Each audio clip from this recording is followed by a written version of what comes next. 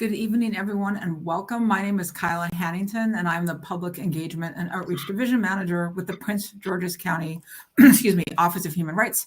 And it is my pleasure to welcome you once again to another event we're doing with the Prince George's County Memorial Library System and our partners, New South Books. Tonight, for a special Earth Month keynote address, we welcome Ben Raines about this absolutely beautiful and really extraordinary book, Saving America's Amazon: The Threat to Our Nation's Most Biodiverse River System. Ben is an environmental journalist, filmmaker, and naturalist.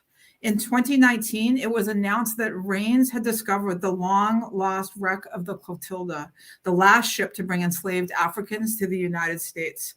He found the ship in the heart of the Mobile Tensaw Delta. I'm going to get kicked out of Mississippi if I keep pronouncing that wrong. All my friends in the South will be very unhappy. So we're in Alabama, just to be clear, not Mississippi. No, I know, but I'm just saying. We'll talk about this later. Well, I'll be upsetting a lot of people in the South right now with my poor pronunciation.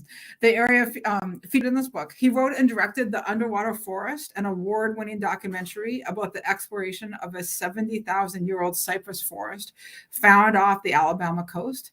He also wrote and produced the documentary America's Amazon, which aired on PBS stations around the country.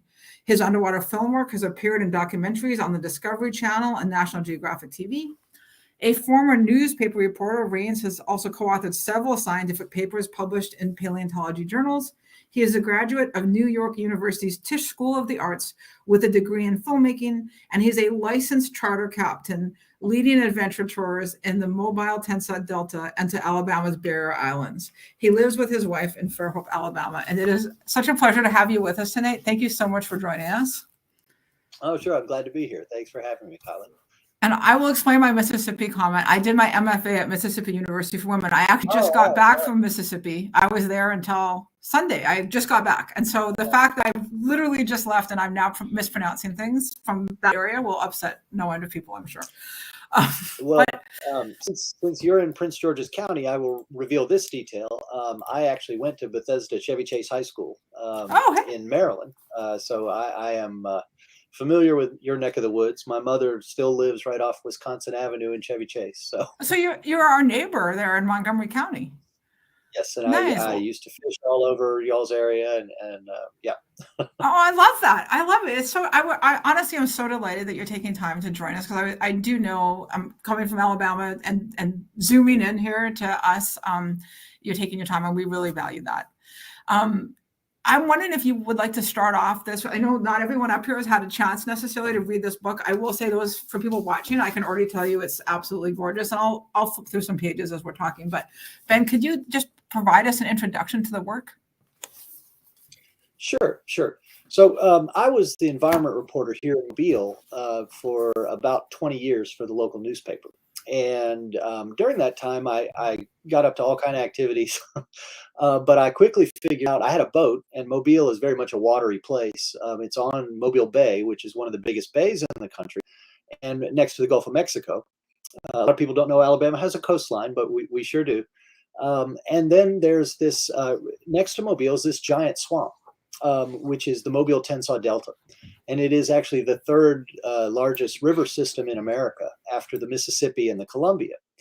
And it is hands down the most diverse river system in America, biologically diverse, and leads the nation in many categories of aquatic creatures. For instance, in fish, 1/3 of all known freshwater fish species in the United States are in the Mobile Tensaw Delta. So 1/3. That's a lot. The Mobile Delta has 400. Well, the Mobile River System has 450 species of fish. The entire state of California has 110. The Mobile River System has 97 species of crawfish. The state of Washington has 1. Europe has 4. This place is a biological hotspot. It is it is the most diverse river system in North America. Alabama ranks number 4 in the nation for overall diversity. We just knocked off New Mexico, and we're coming for Arizona. When I started writing Saving America's Amazon, Alabama had 350 species of fish. So during the years it took me to write it, they found 100 new species of fish here. Wow. What's really fascinating about that is how Alabama kind of got left behind, because Alabama in the public mind is racial protests, the civil rights movement, steel mills, cotton fields, and of course now college football. But those are just things we've done to Alabama and in Alabama. They are not this incredible landscape, which is the most diverse landscape in America. It is stunning to people when they hear me say that. But the simple fact is Alabama has more than twice as many species per square mile as any other state in the nation. That's So incredible. it is incredible, but Alabama has other things that it is number one in, including extinctions. So Alabama is home to more than half of all extinctions in the United States since the 1850s. Alabama has more extinctions than the surrounding states of Florida, Georgia, Mississippi, Louisiana, and Tennessee combined. So we are a biological hotspot and we are an extinction hotspot. And of course, you can't be both forever. So that's kind of what the book was. It was a love letter to Alabama and the people of Alabama to try and make them understand the landscape around them and protect it before it's too late. Now, why are we number one in extinctions? Well, Alabama spends less than any other state to protect the environment. Our state environmental agency is the least funded in the nation and has been, I think, forever. And so, you see the rub that I'm talking about here. And it's interesting that this diversity here was missed for so long. People thought the Northeast was very diverse. People thought California was very diverse. The reason they thought that is because there were so many research universities in those places, churning out biology students who were going out and exploring and finding things, and professors and all that. Alabama didn't have that. Now, E.O. Wilson, perhaps the most famous scientist the U.S. has ever produced, well, maybe that's not fair with folks like Einstein, but E.O. Wilson, a lion in the scientific world, was from Alabama. And he started in his later years, his main mission was to bring recognition to Alabama for all this diversity. And so it was a personal, it was a tremendous loss when he died. I had become friends with him over the years. He was very generous with his time and his brain. And he wrote the foreword to the book, and he appeared in the companion documentary I made, America's Amazon. And he talked about how this was the most diverse river system in the world and said, if scientists want to discover something new, they should go to Alabama, which, tells you a lot. The reason all this diversity escaped attention, in addition to Alabama being not heavily populated and not home to a huge scientific crowd for a long, long time, was because nobody really knew what was in all the states until about 2002, when the Nature Conservancy funded a compendium called NatureServe, where they cataloged all the species in every state. And everyone was stunned to see Alabama leading the top 5 aquatic categories. So I'm actually working on a new documentary that is about the pitcher plant bogs of Alabama, the carnivorous plants of Alabama, which are in the book. There's a whole chapter on bogs. We have almost 24 species of carnivorous plants in Alabama. That is the largest collection in the United States.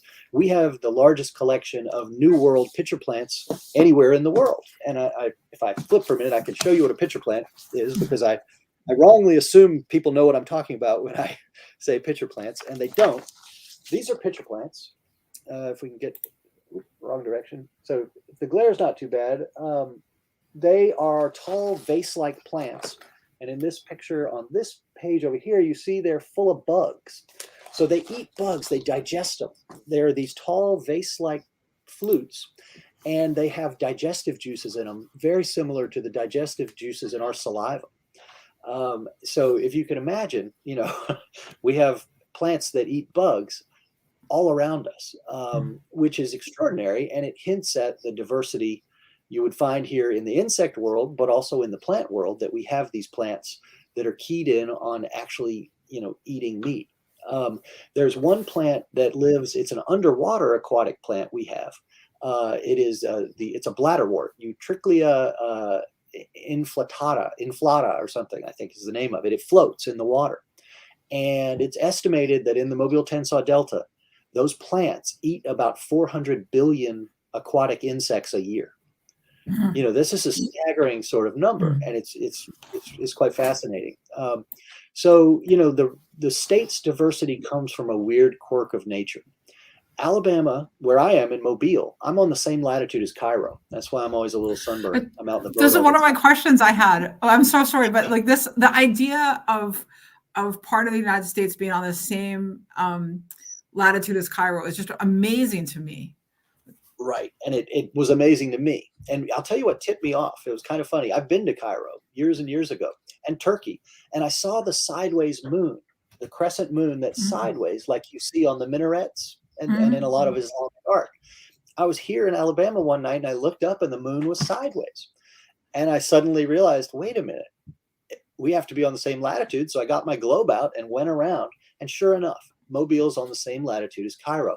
Trace that line around the globe, and all the world's great deserts are on that line. All the American deserts, the Sahara Desert, just go around the globe.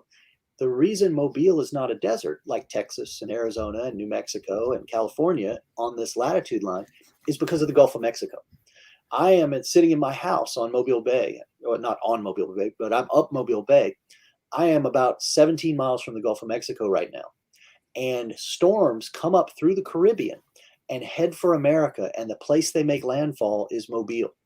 The Alabama coastline is the rainiest part of the United States. We get more than 70 inches of rain a year.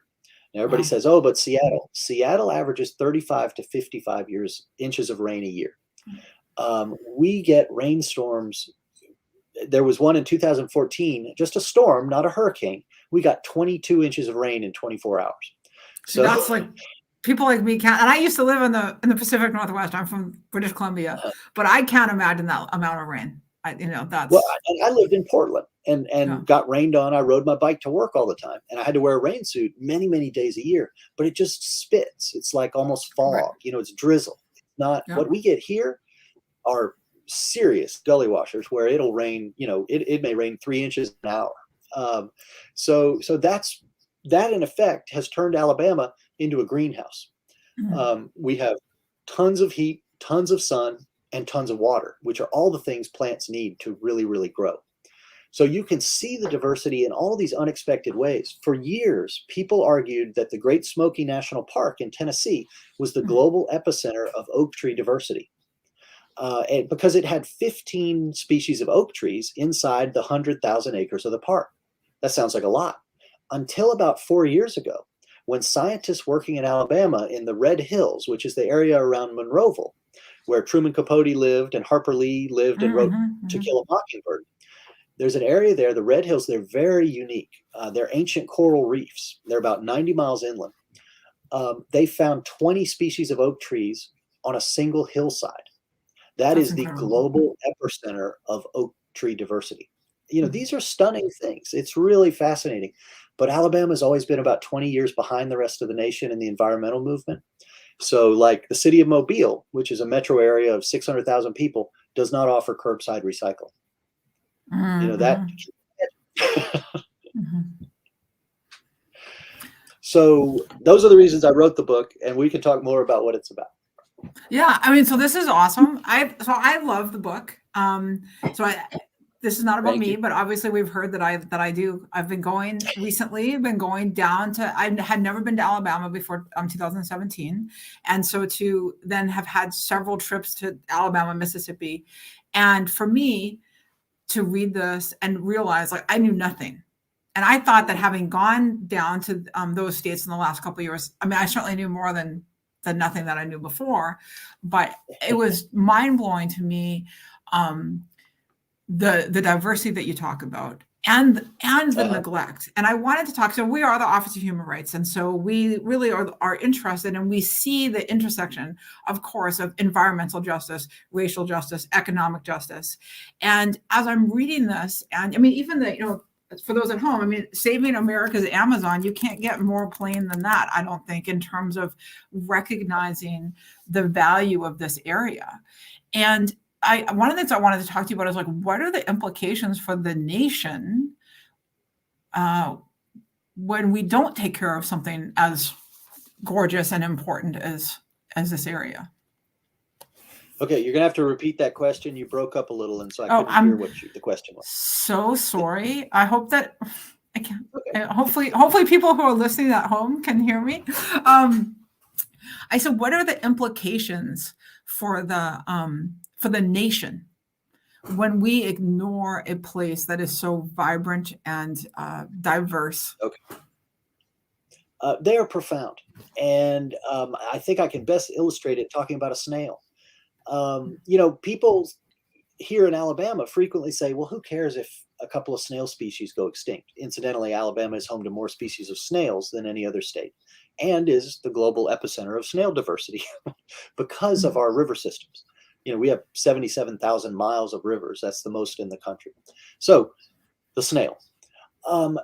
There's a little snail that lives in our coastal marshes. It's common all around the country. It's called the marsh periwinkle. It's about the size of a marble or a gumball, a small gumball. And when you go into a marsh environment, you will see one of these snails on almost every blade of marsh grass. And they just are sitting there to your eyes. But what they're actually doing is working their way up and down the blade of grass all day long. So marshes exist at the interface of water and land. And they cannot exist unless their toes are wet. Marshes need to be inundated by the tide every day. And the tide rises up the blades of grass. Algae grows on the grass. And so if the snails are removed from that marsh, the marsh dies because the algae overwhelms the grass and it can't photosynthesize. So those snails are a keystone species in a marsh. You wouldn't think of that as like, who cares if this tiny little snail the size of a gumball is gone? But the fact is the entire marsh ecosystem collapses without the snail. And so that's the risk writ large for what we're talking about. And that risk is the same in all of our ecosystems nationwide. There are these keystone species. We often don't know what they are, and we go willy-nilly crashing around and killing things. But when we lose biodiversity, we lose a chance at the future. We have no idea what wonders in terms of medical science even may be discovered in Alabama with this incredible plethora of species. And that was one of the things E.O. Wilson talked about. He talked about Alabama and its river system, which is the most diverse in the nation and one of the most diverse in the world. He described it as less explored than the wilds of Borneo, meaning less scientific attention has been paid right here in America to this river system than to these exotic locales scientists have been flocking to for years. It is really, I mentioned how many fish species we have. Turtles. In this river system, there are 17 species of turtles. That is the most species of turtles in any river delta on Earth. Now, I know it sounds like a lot of superlatives and stuff, but these are scientific facts. So imagine that. This little river system here in Alabama has more turtle species than any other river system on Earth. So what's at risk if we lose Alabama and all this diversity? It's almost unimaginable what we would be losing in terms of what we may discover. I may be driving my boat over the cure for cancer every day. And I'm out there in the swamp every day right now. April and May, I do a lot of charters, and I take people up there, and we catch all these creatures in nets and things like that. It has been fascinating to see since the book came out, people coming from around the country. I have people from all over the country coming now, and they go home back to places like Seattle and San Francisco and New York City, singing the praises of Alabama. In fact, I have a customer coming next week who's booked me for the whole week. He's a crypto millionaire, it turns out. He booked me for a week last year, and he's from Alabama but lives in New York City. And when he came out with me, he could not believe we were in his home state where he had grown up and spent his childhood. He was just amazed at the number of creatures he saw all around him with these new eyes. And so there's a book that a guy named Charles Lyell wrote that is it's the central text of geology. And he was an English guy, and part of how he figured out, he is who gave Darwin the idea that the Earth was millions of years old and that creatures evolved over time. And he discovered that he formulated his theories by comparing the fossil assemblages in Birmingham, England, and in Alabama. and in France. And so, when Darwin went to on the Beagle and went to the Galapagos, he wrote in his journal, "I'm seeing the world through Lyell's eyes." And that's kind of what's happening now. And people are starting to see Alabama through new eyes and a new lens. I had an old editor who called. He was the garden columnist at the paper, and people were always calling him up saying, "I'm trying to grow manzanita, a desert plant in the wettest part of America. They're trying to grow it here where it rains all the time." And he would hang up the phone and go, "Oh, I'm so sick of this landscape pornography." And that was this phrase he came up with. And he was talking about people go see the Tetons and they want to bring the Tetons back to Alabama, because it looks pretty on a postcard or whatever. And so people didn't appreciate what was here. I think one of the most poignant examples of that is our state flower. Our state flower in Alabama, before I tell you the state flower, I should tell you this. In 1968, Alabama, a scientist in Alabama, went in one of our pitcher plant bogs and laid out tape for a square meter. And he counted all the flowering plants in that square meter. And there were 63. And that was the species, that is. That was the highest total ever counted on Earth up to that point. So we have a lot of flowering plants. Our state flower is the camellia, which is native to Korea, China, and Japan. We have all these flowers that could be our state flower, but that's what we have. When I ran an environmental group here called the Weeks Bay Foundation. We were given the Governor's Conservation Achievement Award from the Alabama Wildlife Federation. And the award was a statue of a mountain goat. I'm going to try and get it. All right. Mountain goats do not live in Alabama. Yeah, there it is. Mountain goats live only in the very extremes of Idaho and Canada. They don't live anywhere near here. And so that's our state conservation agency is giving out awards with animals native 3,000 miles away. When I can walk outside my front door, I can get bitten by 5 different species of poisonous snakes. I can get eaten by a bear. I could get eaten by an alligator. I could get eaten by a bull shark, all within 30 minutes of my front door. So why are we putting a mountain goat on a statue about conservation in Alabama? And that speaks to everything about how the state sees itself and how the rest of the nation sees us. I think I could get bitten by 5 different snakes and eaten by a bear should be like in part of Alabama's tourism. Absolutely. I do think that and you touched on this about the sort of lack of study of Alabama, but this is the part that I find so kind of riveting and also disturbing. How did Alabama get to be so overlooked? So first of all, in state where, as you mentioned, inside the state, people not being aware or highlighting flowers from other places, but also nationally. I had to show you my bear tattoo when you mentioned bears. So, can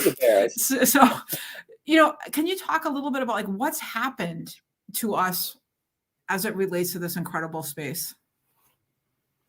Okay, most of your question was kind of garbled, so I'm so sorry. I think you're asking how we ignored Alabama for so long. Yes. And I think Alabama locked itself in a time warp in the 1950s and 60s with the civil rights issues in the state. And we sort of became entrenched in the public mind, both in the state and elsewhere, as this kind of backwards place. And I think that stopped a lot of progress that could have come to Alabama in terms of businesses that chose not to come here, people that chose not to move here. I think it had a stultifying effect on the state.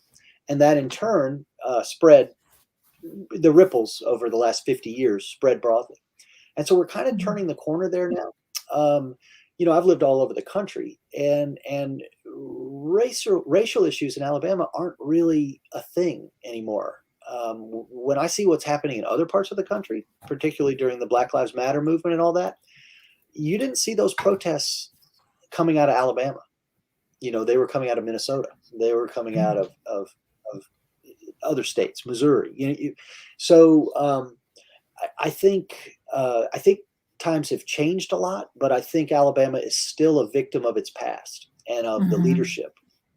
There was a certain retrograde leadership. And it's kind of similar to what you're seeing now in some parts of the country, where, like what you're seeing in Florida, where they're adopting all these policies that are sort of going backwards in terms of acceptance and, I was going to say brotherhood, but that leaves out the women. So brotherhood, sisterhood, so that in terms of the global family of people.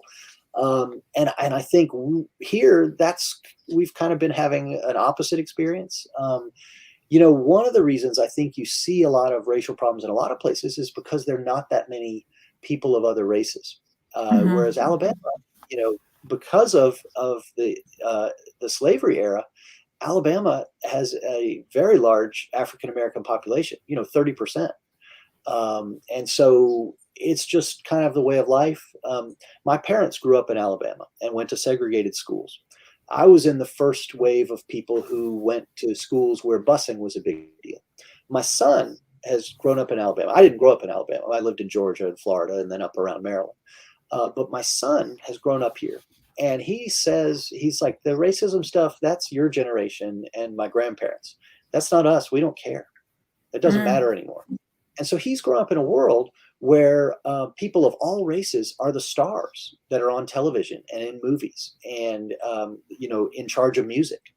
So their experience, this younger generation's experience, is very different. And so we're bringing our, old gray-haired people prejudices of the places we heard about all our lives to the modern day. And so I think there is progress and change. But I think the reason Alabama was ignored was because of that legacy. If that makes sense. No, for sure. And I know you're having a little trouble hearing me, but I'll try to speak slowly and hopefully it comes through. It's not your fault. It's the web. It's only every now and then. So okay. Well, you sound fine.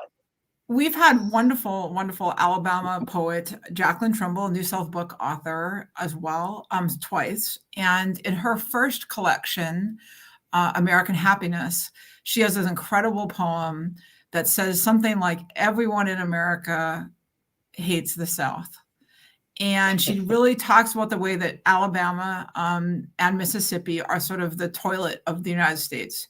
And what that means is that they are handed the sins of the country and as if they're solely responsible. So people like me in Maryland can feel good about myself because I don't live in Alabama, right? And so she really calls out, it's an incredible poem. I think it's worth reading if you haven't had the chance.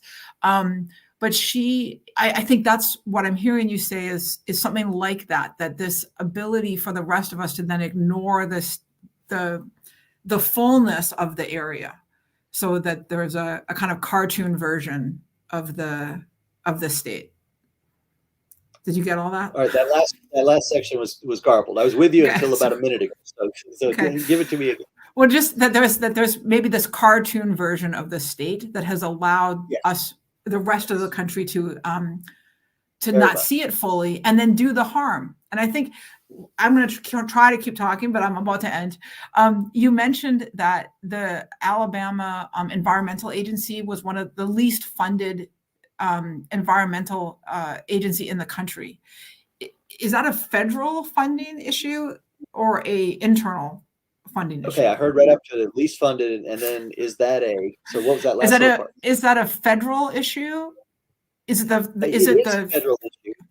So most of the state environmental agencies were created in the wake of the Clean Water Act and the Clean Air Act. And, we had rivers in Detroit on fire and environmental things were happening in a terrible way all over the country. So the Clean Water Act, Clean Air Act, everybody had to start. You could either let the federal government come in and administer those in your state, or you could make a state agency that did it. And so everybody opted to do a state agency so that they would have more control, because this is about permitting for new businesses, pollution permits for air and water emissions and stuff like that. So the states all set them up, but there was a lot of latitude given at the EPA to give regions control over what kind of a region they wanted to be. So the EPA, we're region 4 down here, and it is widely regarded as the most permissive in terms of pollution. because these southern states wanted more pollution, as ridiculous as that sounds. They would phrase it as they wanted more industry. So when I was an environment reporter, I would frequently write about pollution issues, and particularly in the water, in the swamps and stuff. And I would write that, okay, there is an old DDT plant on the edge of this delta, and they cleaned up the upland portions, but they left all of the contamination in the swamp where the plant's outfalls went. And so DDT and mercury levels in this one swamp, the DDT levels were thousands of parts per billion, which is staggeringly high in a natural system. The mercury levels were up to 600 parts per million, which is incredibly high again in a natural system. For comparison, so they set the cleanup goal for mercury in this swamp at 22 parts per million. I was able to write a story looking at Region 9 in California, where the EPA rules there.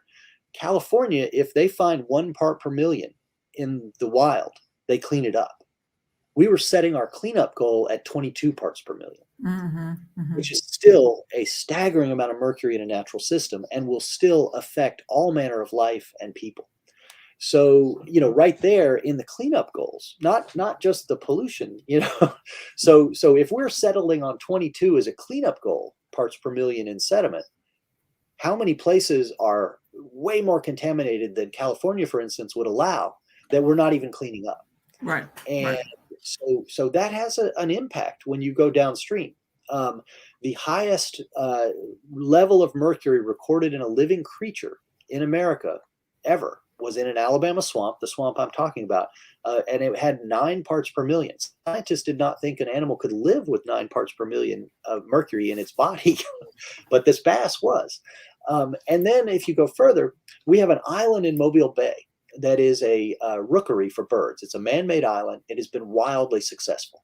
There are now 20,000 pairs of pelicans a year that nest on it. There are thousands of pairs of ibis.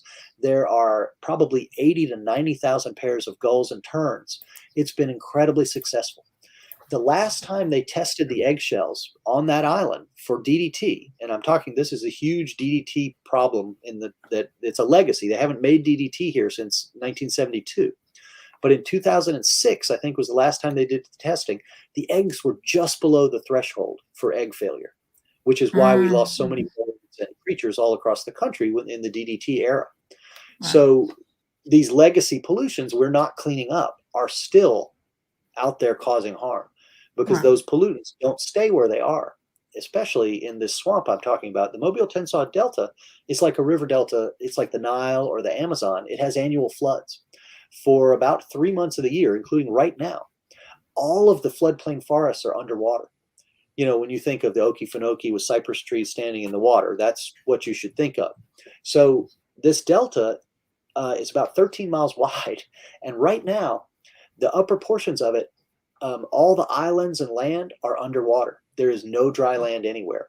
So, and I write about this in the book. So the river becomes 13 miles wide.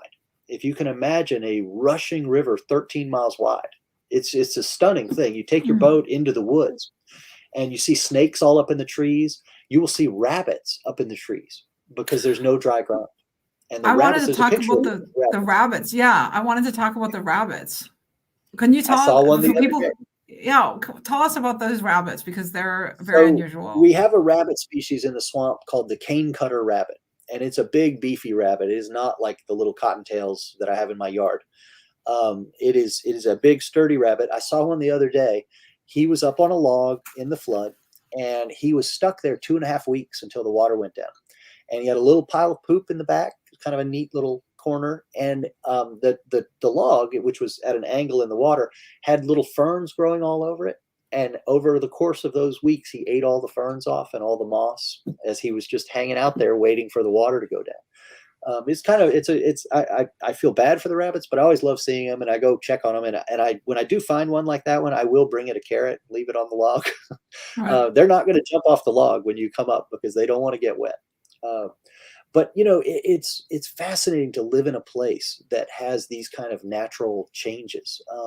Even the hurricanes, we had a lot of damage from Hurricane Sally 2 years ago. At my own house, I had 22 trees go down. But you go in the woods and you see all those downed trees becoming new structure for nature. the upturned root balls. There are all kinds of animals living under them and in them. It's fascinating to live in such a dynamic place. I lived, as I mentioned, in the Northeast. I lived in New York, Boston. I lived in the DC area. I lived out west in Portland. I lived out in the desert of Oregon. I, lived in New Orleans and all this.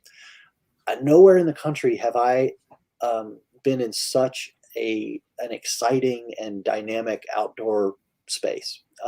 People just don't get it. I go scuba diving in the Gulf of Mexico one day, and I made this underwater documentary out there.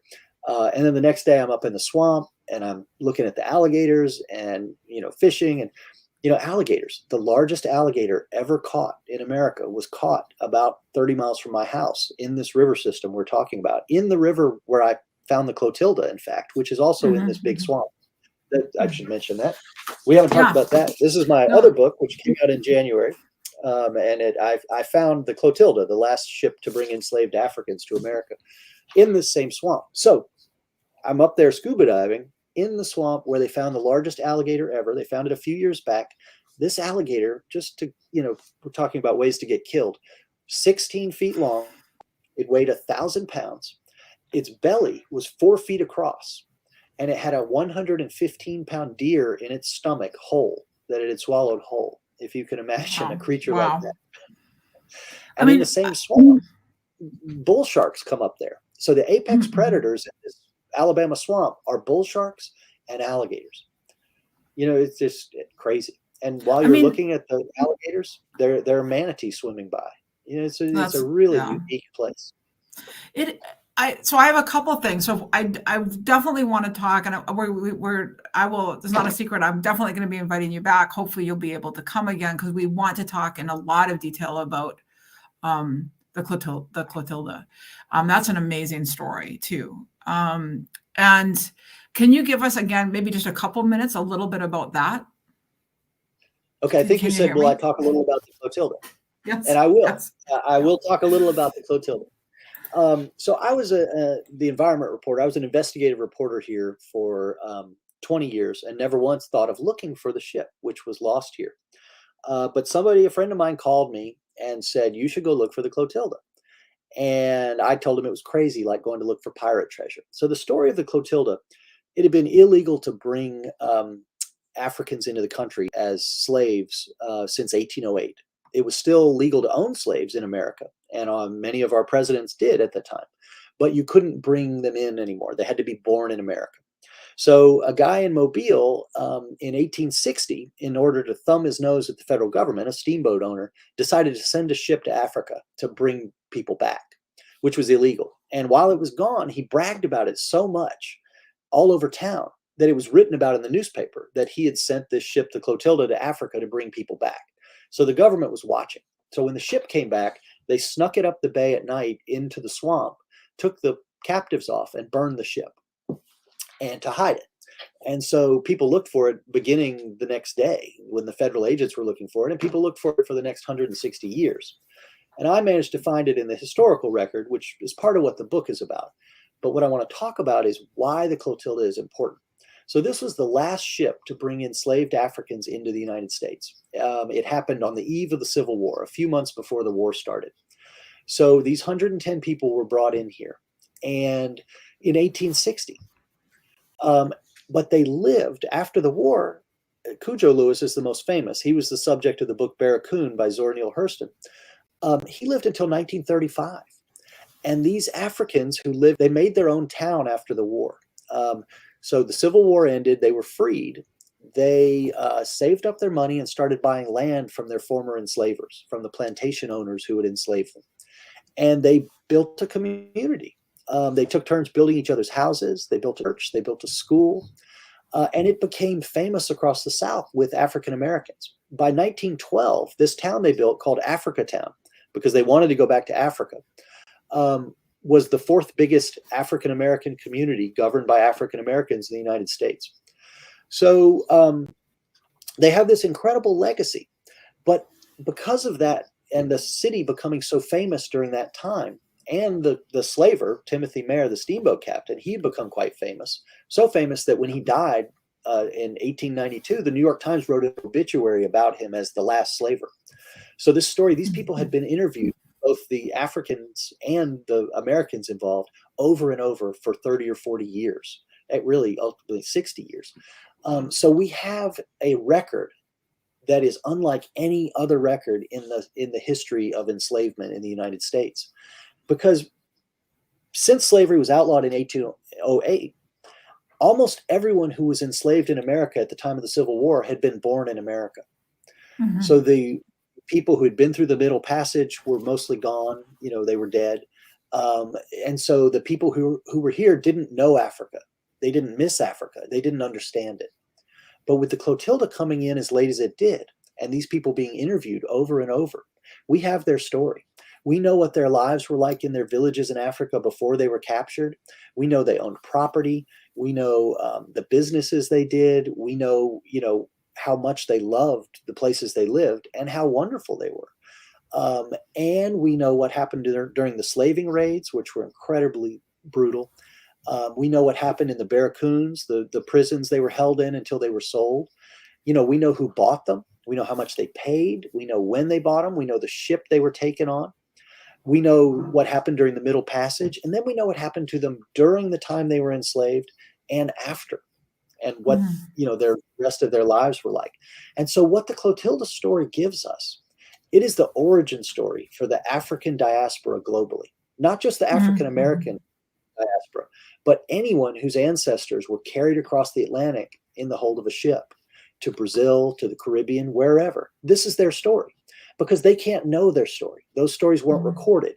So for most people who are of African descent, they only know their history begins when they're, after the end of slavery. They can't go back on ancestry.com or what have you and trace their family trees.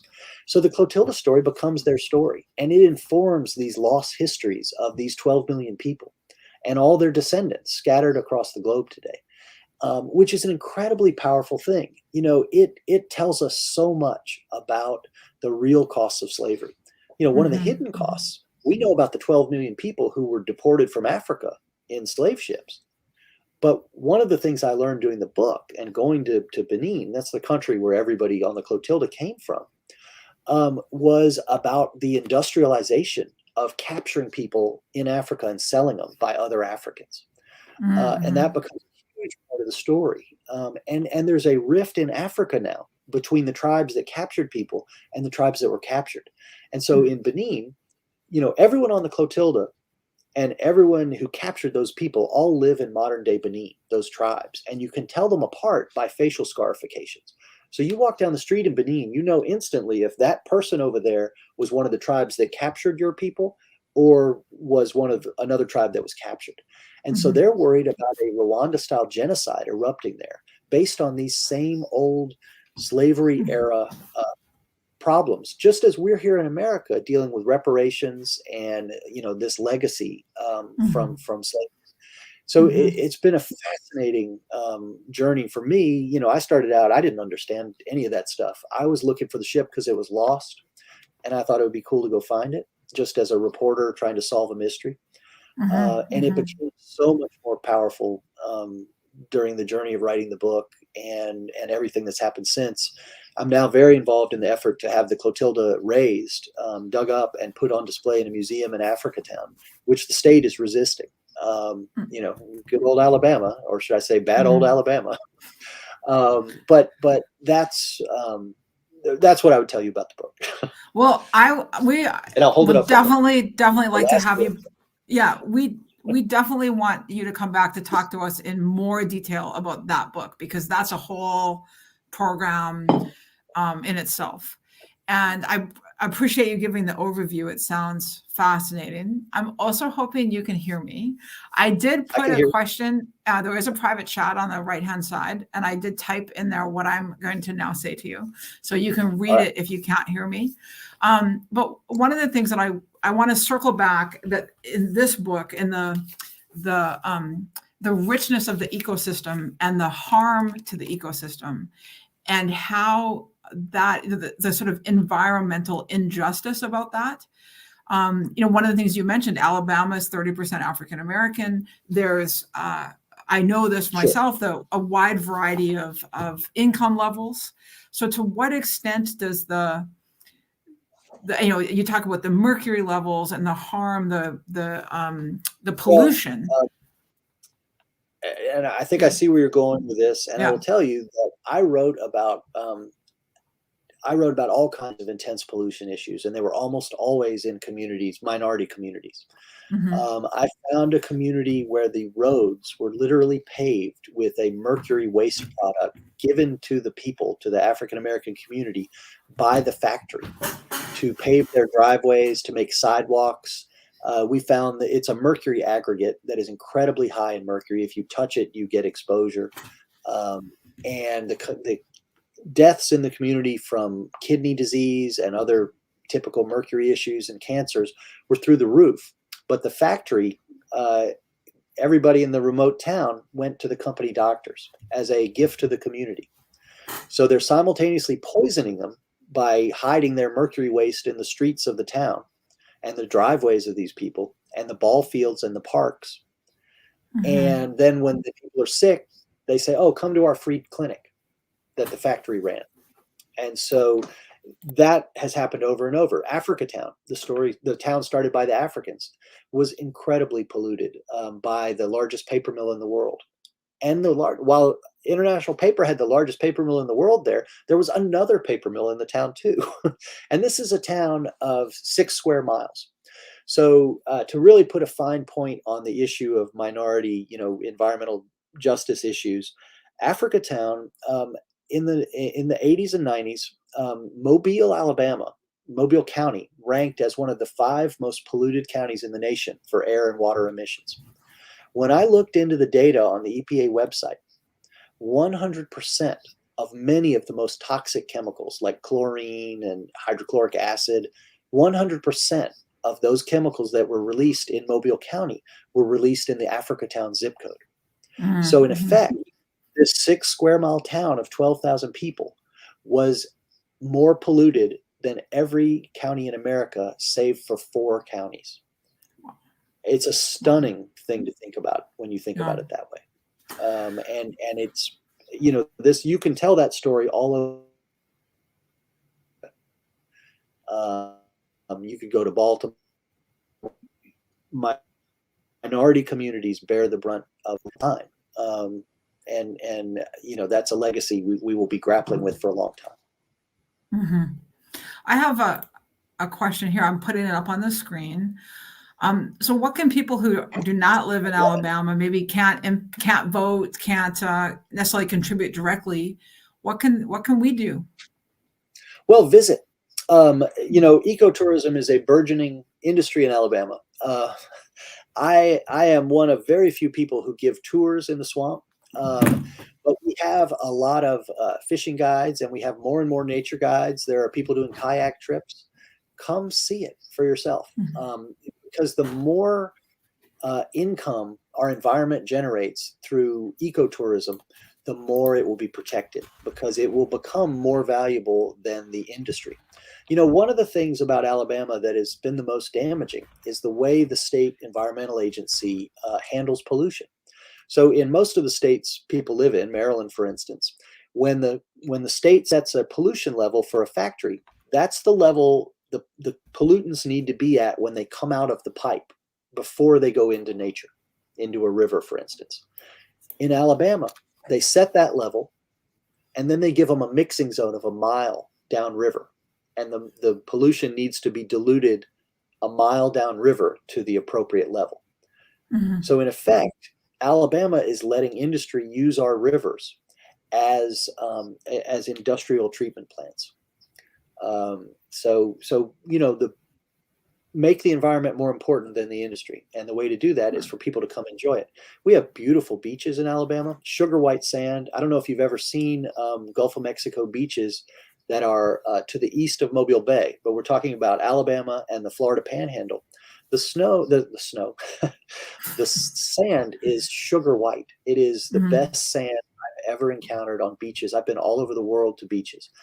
When I moved to Maryland and we went to the beach, we went to Ocean City, we went to Rehoboth, we were stunned at how rocky the sand was, how it hurt you when you were in the water and a wave washed it over you. You know, what we have down here is this like powder quartz, and it feels, it's the way to think of it, it's literally like sugar.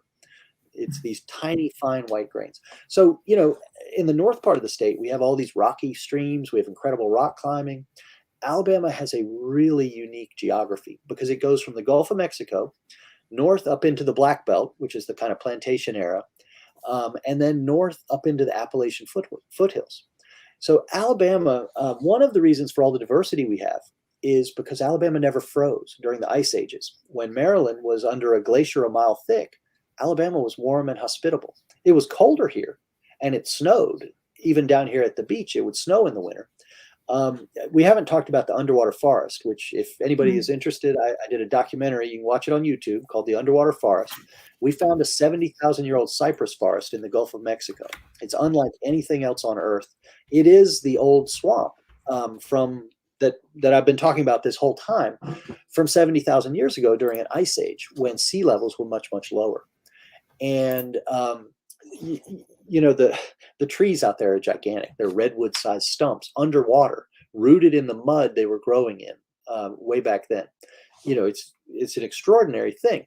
But back to the glacier issue. So while the rest of the country north of Tennessee was frozen, Alabama was not. So everything that had ever evolved here is still here, except the things we have killed through extinction. But that is why we have so many creatures. We didn't freeze. And so then when the rest of the country thawed out, Alabama is the foothills of the Appalachians, and those plants and animals climbed right up the Appalachians all the way back up to Maine and the rest of the eastern seaboard. So we were the refugia here for the rest of the country after the ice ages. It's kind of a fascinating, you know, twist. So come visit. Yeah, this has been underwater forest. There you go. Yeah, I put it in. This has been absolutely wonderful. So everybody watching, the best way you can support Ben and all the writers and artists that we have is to buy their work. And so you can get Ben's book, Saving America's Amazon, from your favorite independent bookstore. You can take it out from our library system, pgcmls.info. And we partner with Loyalty Books and Mahogany Books in Prince George's counties, and you can get it from them if you don't have a bookstore that you'd like to reach out to yourself. Ben, it has been fantastic to have you. We will definitely be in touch about your other book. And the other thing, for those of you watching at home and you're hearing about environmental destruction, and you're also hearing about a completely magical, wonderful place, you've heard Ben say, go visit Alabama, get to know it, get to know these creatures. And I think he certainly sold me on 150 ways that I can die when I leave the house, which is the way to get me to go anywhere. So I'm very excited to go and get to see Alabama in a new way. And Ben, we really appreciate you. For everybody watching at home, please come to more of our events. You can go to pgcmls.info/events or visit our website at the Office of Human Rights by doing tiny URL. I can never get this right. Just Google us and you'll find us at Prince George's County Office of Human Rights. Thank you very much. Answering one question I see down there, both books are on Amazon, but they're also at independent bookstores. I know Politics and Prose in DC has both books. Okay, and Politics and Prose in DC, Amazon, both books. Okay, awesome. And that's it, everybody. Thank you so much. Good night, and we'll be in touch, and we'll have you back soon, Ben. All right. Well, thank you.